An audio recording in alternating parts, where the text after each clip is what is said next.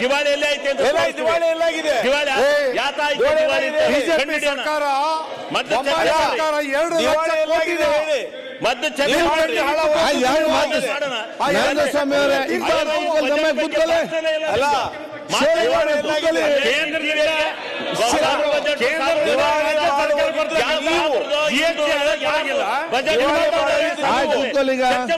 ನಾವು ಮಾಡ್ತೀವಿ ಚರ್ಚೆ. ಓಕೆ, ಕೇಂದ್ರದಿಂದ ರಾಜ್ಯಕ್ಕೆ ಏನ್ ಅಂತ ಹೇಳಿ ಎಲ್ಲಾನು ಚರ್ಚೆ ಮಾಡೋಣ. ಕೇಂದ್ರ ರಾಜ್ಯದ್ದು ಕೇಂದ್ರದ್ದು ಇಷ್ಟೇ ಜವಾಬ್ದಾರಿ ಇದೆ ಈ ದೇಶದ ಉನ್ನತಿನಲ್ಲಿ. ಈ ದೇಶ ಅಭಿವೃದ್ಧಿ ಆಗೋದ್ರಲ್ಲಿ ಕೇಂದ್ರದ್ದು ಇಷ್ಟೇ ಜವಾಬ್ದಾರಿ ಇದೆ. ಕೂತ್ಕೊಳ್ರಿ, ನೀವೇ ಜನಗಳ ವಿರೋಧಿ. ಜನಗಳ ವಿರೋಧಿ ನೀವು ಕೇಂದ್ರ ಸರ್ಕಾರದ ಮಂತ್ರಿ ಅವರೇ ಏನ್ ನೀವು ಮಾಡಿದೀರಿ? ಮಂತ್ರಿ ಅವರೇ ತಾವು ಮಾತಾಡಿ ಕೂತ್ಕೊಳ್ತಾರೆ. ಕೆಲ್ಸಕ್ಕೆ ಬಾರ್ದ ಇವೆಲ್ಲನೂ ತಂದಿದ್ದೀವಿ, ನಮ್ಮ ಸರ್ಕಾರ ತಂದಿದೆ, ಮಾತಾಡ್ತಾರೆ. ನೀವು ಸ್ಟಾರ್ಟ್ ಮಾಡಿ. ನಮ್ಮ ಶಿವಲಿಂಗ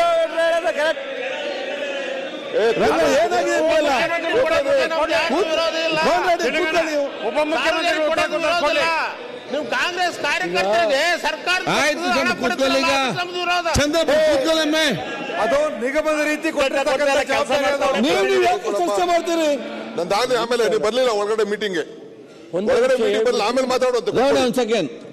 ಅಧ್ಯಕ್ಷರೇ, ನಾವು ಈ 5 ಗ್ಯಾರಂಟಿಗಳು ಕೊಟ್ಟ ಉದ್ದೇಶ ಈ ದೇಶದಲ್ಲಿ ಏನು ಒಂದು ಬೆಲೆ ಏರಿಕೆಯಿಂದ ಜನ ತತ್ತರಿಸ್ತಾ ಇದ್ದಾರೆ.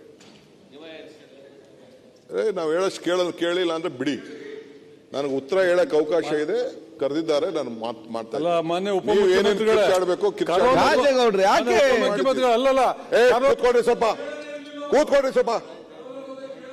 ಕೂತ್ಕೊಳ್ಳಿ, ತಾಳ್ಮೆಯಿಂದ ಸ್ವಲ್ಪ ಇರಿ. ನೀವು ಯಾಕೆ ಅವರಾಡ್ದಂಗೆ ಆಡ್ತಾ ಇದ್ದೀರಾ? ಅಧ್ಯಕ್ಷರೇ, ನಾವು ಬೆಲೆ ಏರಿಕೆಯಿಂದ ಈ ದೇಶದ ಜನ ತತ್ತರಿಸ್ತಾ ಇದ್ರು. ಆ ದೃಷ್ಟಿಯಿಂದ ನಾವು ಇಡೀ ಭಾರತದ ಉದ್ದಕ್ಕೂ ಕೂಡ ಪ್ರವಾಸ ಮಾಡಿ ಪ್ರತಿಯೊಂದು ಪದಾರ್ಥ ಕೂಡ ಜಾಸ್ತಿ ಆಗ್ತಿದೆ, ಜನಕ್ಕೆ ಏನಾದ್ರು ಮಾಡಿ ಸಹಾಯ ಮಾಡಬೇಕು ಅಂತೇಳಿ ಇವತ್ತು ಈ ಒಂದು ವ್ಯವಸ್ಥೆಗೆ ಬಂದು 5 ಗ್ಯಾರಂಟಿಗಳನ್ನ ನಾವು ಕೊಟ್ಟಿದ್ದೇವೆ. ಬೇಕಾದಷ್ಟು ಟೀಕೆ ಬಂತು, ಟಿಪ್ಪಣಿ ಬಂತು. ಒಂದು ಕಾಳು ಕಡಿಮೆ ಕೊಟ್ಟರು ನಾವು ಬಿಡುದಿಲ್ಲ ಅಂತ ನಮ್ಮ ಯಡಿಯೂರಪ್ಪ ಸಾಹೇಬರು ಹೇಳಿದ್ರು. ಇದು ನಿಮ್ಮ ಕೈಯಲ್ಲಿ ಸಾಧ್ಯನಾ ಅಂತ ಹೇಳಿದ್ರು. ಸೊ ನಾವು ಅಧಿಕಾರ ತೆಗೆದುಕೊಂಡು ಮೊದಲನೇ ದಿನನೇ ಬಂದು ನಾವು 10 ಜನ ಇಲ್ಲೇನು ಫ್ರಂಟ್ ಲೈನಲ್ಲಿ ಕೂತಿದ್ದೀವಿ, ಕ್ಯಾಬಿನೆಟ್ ಅಲ್ಲೇ ಫಸ್ಟ್ ಡೇನೇ ನಾವು ಇದನ್ನ ಆರ್ಡರ್ ಮಾಡಿ ಅದನ್ನ ಇಂಪ್ಲಿಮೆಂಟ್ ಮಾಡಿ. ನಮಗೂ ಗೊತ್ತಿದೆ ಫೈನಾನ್ಷಿಯಲಿ ಒಂದು ರಾಜ್ಯಕ್ಕೆ 52ರಿಂದ 56 ಸಾವಿರ ಕೋಟಿ ರೂಪಾಯಿ ಹೋಗ್ಬೇಕಾದ್ರೆ ಎಷ್ಟು ಸಮಸ್ಯೆ ಇದೆ ಅಂತೇಳಿ ಆಲ್ಮೋಸ್ಟ್ 20% ಆಫ್ ದಿ ಬಜೆಟ್ ಕೊಡಬೇಕು ಅನ್ನೋದು ನಮಗೆ ಅರಿವಿದೆ. ಬಟ್ ನಮಗೆ ಜನರ ಕಲ್ಯಾಣ ಮುಖ್ಯ. ಜೀವ ಇದ್ರೆ ಜೀವನ, ಜೀವ ಇಲ್ಲಾಂದ್ರೆ ಜೀವನ ಹೆಂಗೆ? ಜನ ಸತ್ತವ್ರು. ನಾನು 1100 ರೂಪಾಯಿ ಇದು ಗ್ಯಾಸ್ ಬೆಲೆ ಆಗೋಗ್ಬಿಡ್ತು. ಪ್ರತಿಯೊಂದು ಮಾಮೂಲಿ ಅಡುಗೆ ಎಣ್ಣೆ ಬೆಲೆ 90 ರೂಪಾಯಿ ಇದ್ದಿದ್ದು 200 ರೂಪಾಯಿ ಆಗೋಯ್ತು. ಸೊ ಹಿಂಗೆ ಎಲ್ಲ ಬೆಲೆಗಳು, ಸಿಮೆಂಟ್ ಬೆಲೆ, ಪೆಟ್ರೋಲ್ ಬೆಲೆ, ಡೀಸೆಲ್ ಬೆಲೆ ಎಲ್ಲ ಜಾಸ್ತಿ ಆಗೋದಾಗ ನಾವು ಜನರಿಗೆ ಸಹಾಯ ಮಾಡಬೇಕು ಅಂತ ತೀರ್ಮಾನ ಮಾಡಿದ್ರು. ಬೇಕಾದಷ್ಟು ಟೀಕೆ ಮಾಡಿದ್ರು. ಈಗ ಅಲ್ಟಿಮೇಟ್ಲಿ ಎಲ್ಲ ರಾಜ್ಯಗಳು, ಬಿಜೆಪಿ ರಾಜ್ಯಗಳು, ಇವತ್ತು ನೀವು ಮೊನ್ನೆ ಡೆಲ್ಲಿಲಿ ನೋಡಿದ್ರಿ, ಮಹಾರಾಷ್ಟ್ರ ನೋಡಿದ್ರಿ, ಮಧ್ಯಪ್ರದೇಶ ನೋಡಿದ್ರಿ. ಗ್ಯಾರಂಟಿಗೆ ನಮ್ದು ವಿರೋಧ ಅಲ್ಲ, ನೀವು ಆ ಸಮಿತಿ ಮಾಡಿ ಅಧ್ಯಕ್ಷನ್ ಮಾಡಿದ್ರಲ್ಲ ಅಂತ ವಿರೋಧ. ಗ್ಯಾರಂಟಿ ಮಾಡಿದ್ದಾರೆ.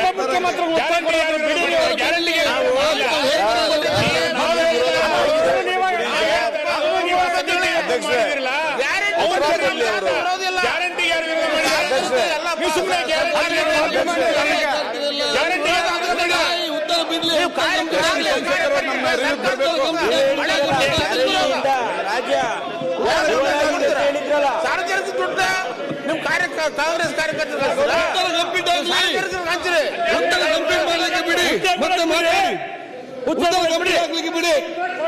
ಅಧ್ಯಕ್ಷರೇ, ಪ್ರಾರಂಭದಲ್ಲಿ ಒಂದ್ ನಿಮಿಷ ಇರಪ್ಪ.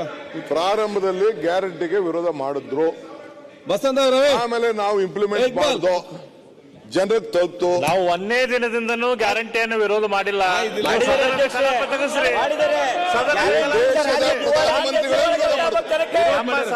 ಕಲಾಪ ತೆಗಿಸಿ ನೋಡ್ರಿ, ಯಾವಾಗ ವಿರೋಧ ಮಾಡೇವ್ ನಾವು? ಯಾವಾಗ ವಿರೋಧ ಮಾಡಿಲ್ಲ ಗ್ಯಾರಂಟಿಗೆ. ಗ್ಯಾರಂಟಿ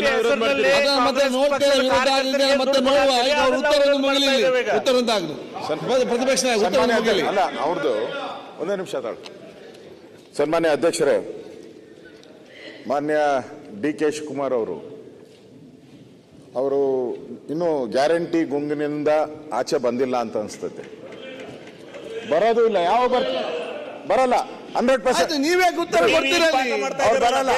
ಆಯ್ತು, ಯಾಕೆ ನೀವು ಪ್ರತಿಯೊಂದು ಉತ್ತರ ಕೊಡ್ತೀರಿ? ಮಾಡ್ತಾ ಇಲ್ವ ಈಗ? ಪ್ರತಿಯೊಂದು ಉತ್ತರ ಕೊಟ್ಟರೆ ಆಗ್ತದ? ಬರಲ್ಲ, ಅವ್ರು ಸಾಧ್ಯನೇ ಇಲ್ಲ. ಪ್ರತಿಪಕ್ಷ ಮಾತಾಡಬೇಡ, ಕೂತ್ಕೊಳ್ಳಿ. ಸಾಧ್ಯನೇ ಇಲ್ಲ. ಬೇರೆ ನಿಮ್ಮ ಟೈಮಲ್ಲಿ ಮಾತಾಡಿ. ಏನು ನೀವು ಉತ್ತರ ಏನ್ ಮಾತಾಡ್ತೀರಿ? ನೀವು ಆಕ್ಷನ್ ಮಾಡಿಕೊಂಡು ಸುಮ್ಮನೆ ಕೂತ್ಕೊಳ್ಳಿ ಅಲ್ಲಿ. ಸಾಧ್ಯ ಇಲ್ಲ. ಶಿವಕುಮಾರ್ ಅವರು ಇಲ್ಲಿಂದ ಗುಂಗಿಂದ ಆಚೆ ಬರಕ್ ಸಾಧ್ಯನೇ ಇಲ್ಲ. ನಾನು ರಾಹುಲ್ ಗಾಂಧಿ ಮಾಡ್ತಾರೋ ನೀವು ಈಗ ಸ್ವಾಮಿ ಅವರೇ, ನರೇಸ್ವಾಮಿ ಅವರೇ, ಸಾಧ್ಯನೇ ಇಲ್ಲ. ಫಾಲೋ ಮಾಡ್ತಕ್ಕಂಥ ನೀವು ಈಗ ದೆಹಲಿಯಲ್ಲಿ ಇವ್ರು 5 ಗ್ಯಾರಂಟಿ ಕೊಟ್ರು, ಆ ಮನುಷ್ಯ 25 ಗ್ಯಾರಂಟಿ ಕೊಟ್ಟ, ಅವನೇ ಝೀರೋ. ಈಗ ಯಾಕೆ ನೀವು ಮತ್ತೆ ಯಾಕೆ ಆ ಮನುಷ್ಯನೇ ಝೀರೋ. ಅದಕ್ಕೆ ನಾನು ಅವ್ರ ಗ್ಯಾರಂಟಿ ಬಗ್ಗೆ ನಾನು ನನ್ನೆಲ್ಲ ರೆಕಾರ್ಡ್ಸ್ ಅನ್ನು ತೆಗೆದು ನೋಡಿ.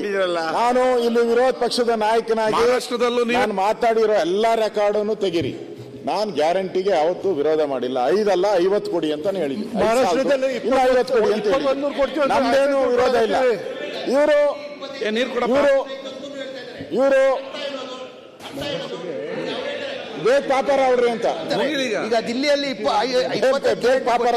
ಏನ್ ಗತಿಯಾಗಿದೆ ಅಂತಾರೆ. ಅಂದ್ರೆ ನಮ್ ಬೆದಿಸ್ತಾ ಇದ್ದಾರೆ. ನೀವು ಗ್ಯಾರಂಟಿ ಕೊಟ್ಟಿದ್ದು ಏನು ಉಪಯೋಗ ಆಗಿಲ್ಲ, ಗ್ಯಾರಂಟಿ ತೆಗೀರಿ ಅಂತ ಹೇಳ್ತಾರೆ. ಅದು ಅದೇ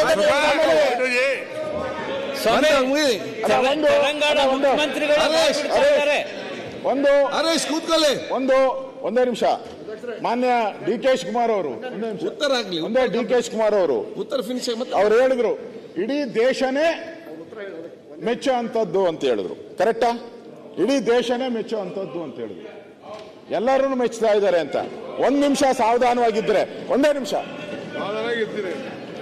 ಯಾರಲ್ಲಿ ಮಾತಾಡಬೇಡಿ, ಮಾತಾಡ್ಲಿ, ಉತ್ತರ ಕೊಡ್ಲಿ, ಮತ್ತೆ ಚರ್ಚೆ ಮಾಡುವಲ್ಲ. ನಾನು ದೇಶನೇ ಮೆಚ್ಚಿದೆ, ಆದ್ರೆ ಕಾಂಗ್ರೆಸ್ ಅವ್ರು ಮೆಚ್ಚಿಲ್ಲ ಅಂತ ಹೇಳ್ತೀನಿ. ಒಂದೇ ನಿಮಿಷ. ಗ್ಯಾರಂಟಿಗೆ ದುಡ್ಡೇ ಇಲ್ಲ. ತೆಲಂಗಾಣದ ಸಿಎಂ ರೇವಂತ್ ರೆಡ್ಡಿ ತಿಂಗಳಿಗೆ 18,500 ಕೋಟಿ ಬೇಕು. ಉಳಿಕೆ 55,000 ಬೇಕು.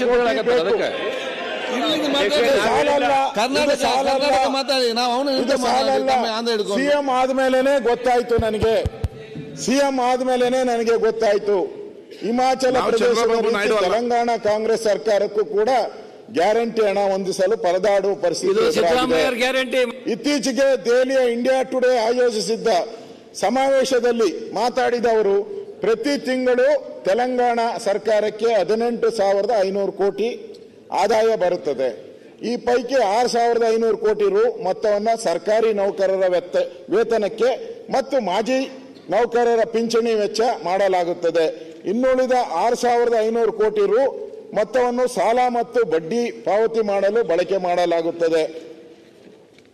ಹೀಗಾಗಿ ಒಟ್ಟು 13,000 ಕೋಟಿ ರುಗಳು ಪ್ರತಿ ತಿಂಗಳು 10ನೇ ತಾರೀಕಿನ ಒಳಗೆ ಹೊಂದಾಣಿಕೆ ಮಾಡಬೇಕಾಗಿರುತ್ತದೆ.